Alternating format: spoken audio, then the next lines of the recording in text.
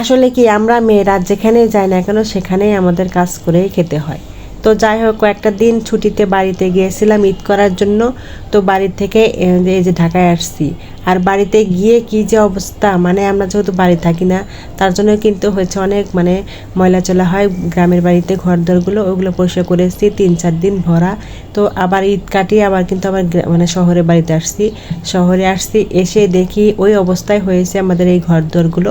তো এখানেও 3-4 দিন ভরা কিন্তু এগুলো পরিষ্কার করেছি।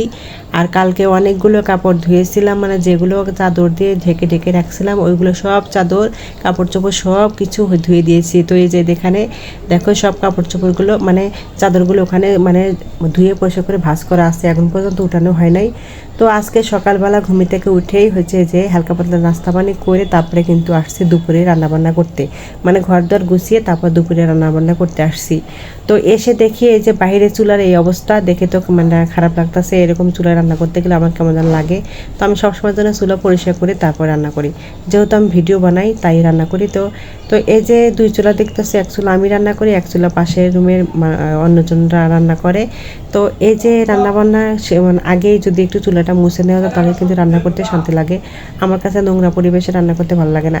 তো যাই হোক, আমি যেহেতু কয়টা দিন ছিলাম না, যারা রান্নাবান্না করছে তারা একটু রান্নাবান্না করার পরে কিন্তু সাথে সাথে মুছে ফেলে কিন্তু চুলাটা দেখতে ভালো লাগে। আজ বাইরে চুলা লাইনে গ্যাস কিন্তু কয়েকটা দিন হচ্ছে মানে ভালোই আলহামদুলিল্লাহ গ্যাস আছে।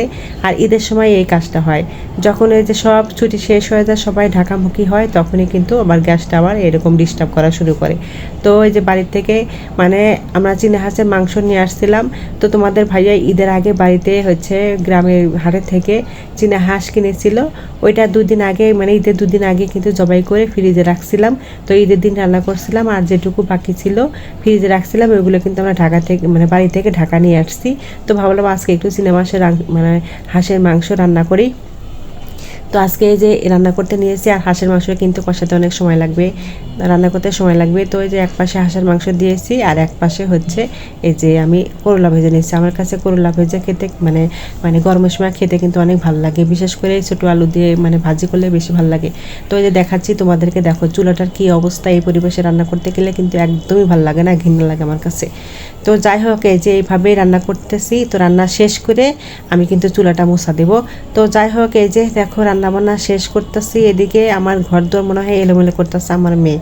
তো কি করা যায়, কিছু মানে রান্না শেষ করে আমি এখন চুলাটা মানে মাজা ঘষা করে নেব। তো আমার কাছে এগুলো ঘৃণা লাগে, দেখতে খারাপ লাগে।